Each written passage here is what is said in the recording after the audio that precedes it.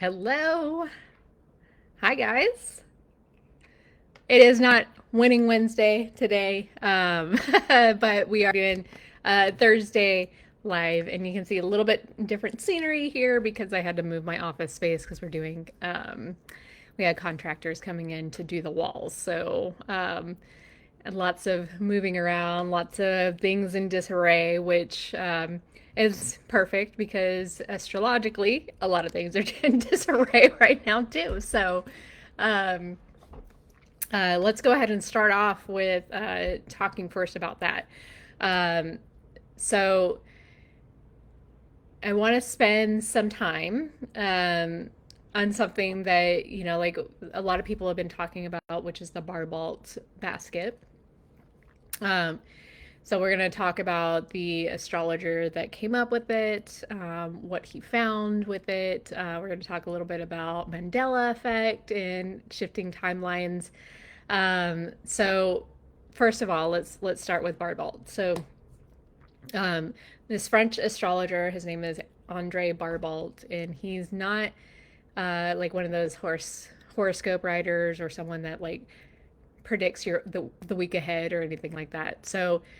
Again, famous French astrologer.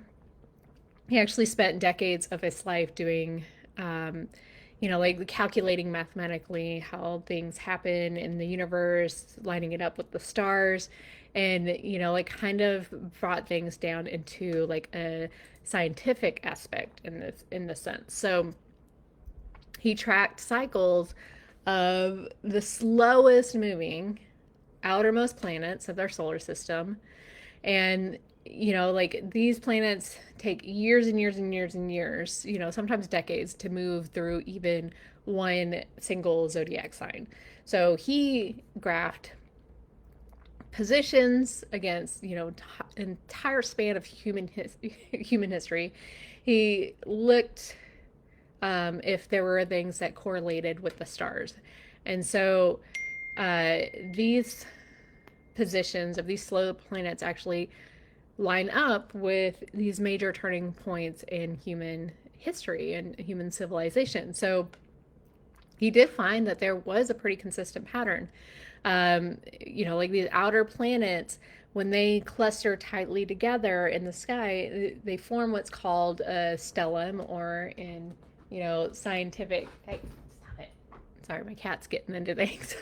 But like essentially, it looks like a basket. So when this happened, when this basket appeared, right, the world tended to have big events happen, big, turning events like both world wars lined up with these clusters. 1929 stock market crash lined up with this one. And so again and again, like across 100 years of data, the same signature in the sky would correspond with the same kind of upheaval events on the ground. So this isn't vague, poetic astrology. Like this was decades of pattern tracking and treating with the same rigor you might apply to like a history book, right? So in 2011, Barbal made a prediction that kind of stunned people across that followed his work. He looked at planetary configurations coming up, and he pointed to the year 2020 as a moment of severe global crisis. Right? Not not a decade, but a year, right? And so obviously we all know what happened in 2020. Like we've all been through it. So the unfortunate thing is he died in October of 2019, and then 2020 happened right after, so he didn't really get to see, like he had this forecast nearly a decade in advance, but he didn't really get to see how it played out. So I do want you to sit with that for a second because it's not small, right? Like that was a pretty big event. And so he didn't get to see his own prediction confirmed. And it was confirmed with, like basically it was precision.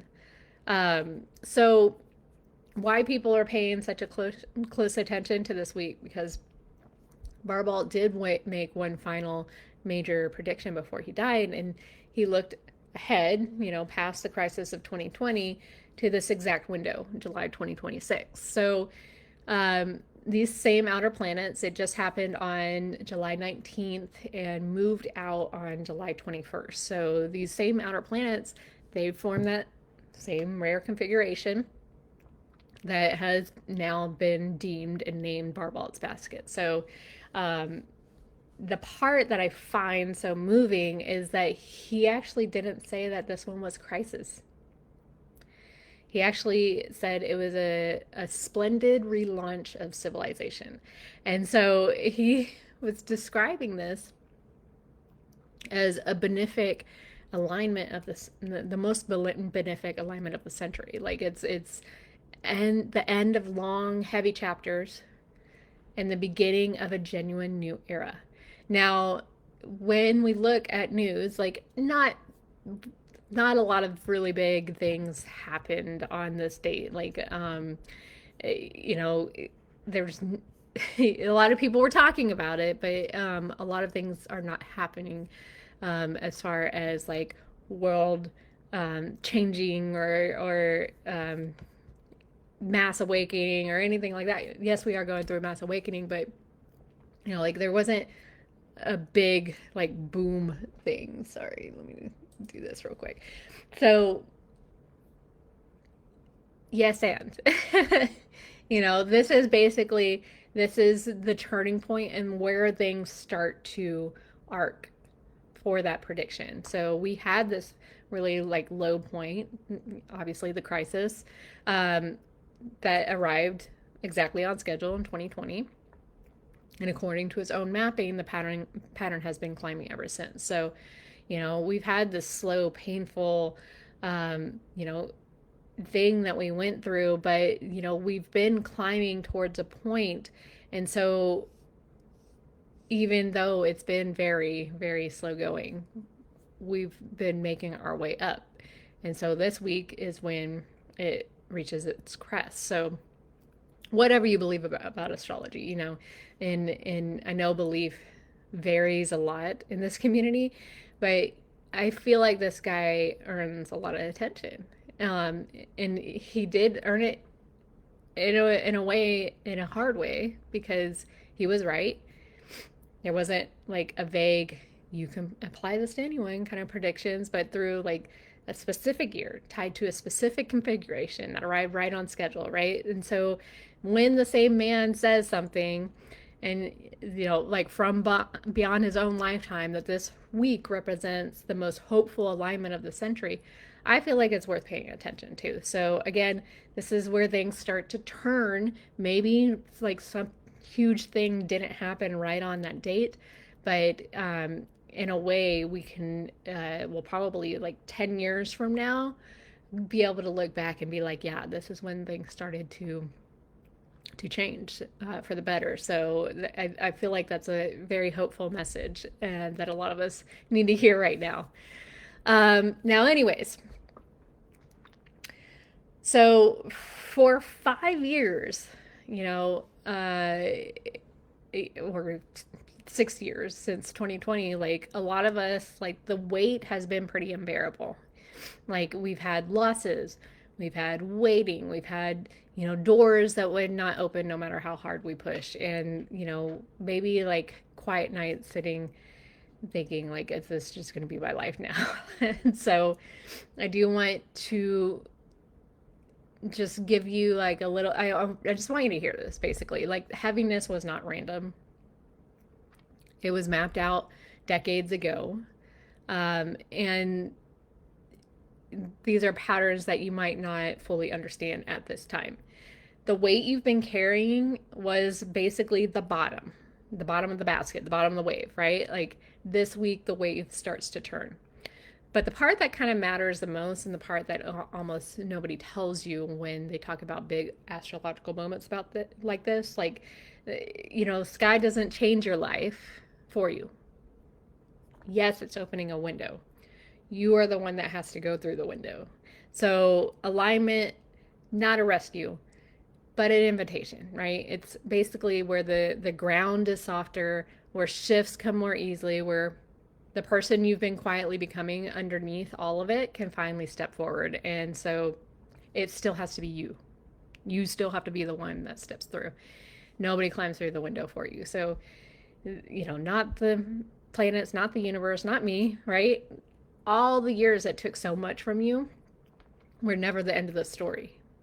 They were just basically the darkness before the return of the light. And you've made it through that part. You're here, right? Right on time. So, um, this brings me to something that kind of funny happened. Ooh, I guess that's a confirmation yawn, maybe. But I want to talk about something that um, shook me, kind of, in a good way. But I think it connects directly to what we're talking about right now. So there is a concept called the Mandela effect. And so you've probably heard of this. Like, it's basically the phenomenon where large groups of people have this, specific detailed memory of something that happened, and they all remember it the same way, right? But according to current records, none of it happened that way. So, it's named after the widespread false memory that many people remember Nelson Mandela dying in prison in the 1980s. When in reality, he actually lived for decades afterwards and eventually became president of South Africa. So people remember specifically this news coverage. They remember funerals. They remember specific details. And none of it matches history as we know it right now. So there are theories about why this happens. And some people say, like maybe it's just a collective memory that's, fallible. Others in the conscious and quantum physics communities suggest that, maybe something a little bit more productive. But, we are essentially occasionally shifting between parallel timelines. So we have like these two timelines that kind of run kind of close to each other, and maybe we just kind of jump over from one to the other. Small details that don't always carry over perfectly between one version of reality and the next ends up becoming this Mandela effect, where some people remember it and other people don't. But that like it feels like a false memory, right? Like which actually might be an accurate memory of something of a slightly different timeline, and you know in the one than the one that we currently occupy at this time. So I want to tell you why I'm bringing this up right now. So about 15 years ago, before my kids were born, I bought a motorcycle. I had like a little crotch rocket. Still have it.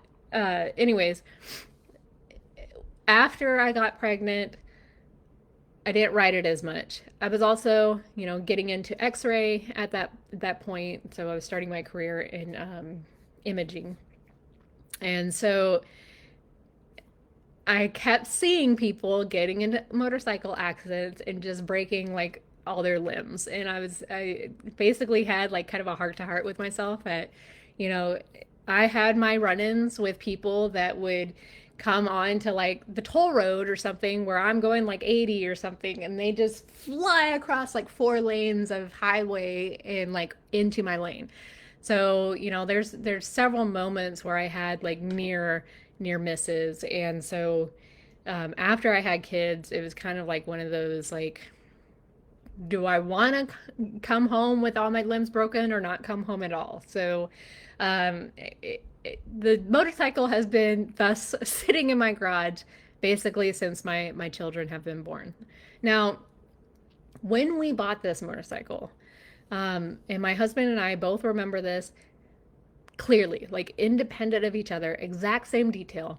We remember the guy that sold it to us telling us that the previous owner had already started filling out the title with his information. So basically, he put that guy's name in the address, name and address in the new owner field that is on the title before we ever bought the bike, right? So we both remember this specifically because it was a little unusual, and we talked about it at the time because we were going to have to like do extra work to get the title transferred over to us. Um, and we never did. We just let it. I rode the motorcycle without ever transferring the title, and then eventually, like the actual title wasn't in my box with all my my basically my firebox. It wasn't in with all my important documents, and so I've been talking about selling this bike for years now, and I just didn't have the title and I couldn't find the title. So, yeah, 15 years ago, lost the title for years. Uh, and I honestly, figured that the title was gone and I was going to sell the bike for like parts or something, like just put it on marketplace, no title, like $500, whatever. So we're in the middle of packing for our move right now. We're about to move across country in a couple weeks, or at least I am, and then my husband will follow. But as I'm going through all of my things and my documents and packing boxes, I came across the title. And guess what? Like I've been wanting to sell my bike for a while. And again, I don't ride it like ever like I used to. So I pulled it out to finally deal with it. I'm like, all right, good. We have the title, and then we can, go find that old owner, see if they can get the title redone in their name, and then we'll have it transferred over. No, the title in the new owner field was blank. Like there was nothing written there. It wasn't like it was written and crossed out or corrected. It was blank. Like completely opposite of the specific detail that my husband and I both remembered the same way for 15 years. So I don't have a tidy explanation for that. I really do not, because I've been sitting with it and I keep coming back to like the idea that we're moving through a period of genuine timeline shifting where the version of reality we are stepping into is not always a perfect continuation of the one that we left behind. So small details rearrange themselves in ways they don't make logical sense. And so instead of dismissing this as an impossibility, right, I think we're being invited to actually pay attention to it. So, what this means for your life, right? Like, why am I telling you all of this together? Bar bolts, basket, Mandela effect, motorcycle title, it's all pointing to the same underlying truth. And that's that we may be living through one of the most significant timeline shifts most of us will ever experience in our lifetime. And if that is even partially true, it does change something important about how you should be thinking about your own life right now. It means the version of your life you are stepping into does not have to be a strict continuation of the path of the one that you've been living at this point, right? Old evidence, old patterns, old proof that things do not work out for you, that may belong to a timeline that you are actually in the process of leaving. So this is not permission to bypass real work. No, healing still requires effort. Growth still requires consistency, but it is permission to stop assuming that because something has always been true, it will always be true. And the girl who could not catch a break for 5 years does not automatically have to be the same woman on the other side of this window. So the timeline is generally shifting underneath you. And the sky, according to the man who predicted 2020 nearly a decade in advance, says this week is the crest of that shift. The window is open right now. Barbell called the most benefic alignment of the century, right? But remember, sky doesn't do the climbing for you. It just opens the door. It is your job to actually walk through that door. So I want to ask you directly, right? What old evidence have you been holding on to that might actually belong to a timeline that you're leaving behind? And what if the story is not required to continue the way it's been going? Right? The years that took so much from you were never the end of your story. They were the darkness before the return of the light. So you made it. You're still here, right on time, windows open, now you rise. So I hope that's a genuine positive overtone for you. And, you know, like there's big things to come. I can't wait to see them. I hope you can't either. Um, but that's it for me for today. We'll be resuming our coaching calls to Wednesdays at the same time. Um, and then, yeah, big things coming, guys. So I can't wait to see it all. I hope you have an amazing week. I love you all, and we'll see you then. Bye now.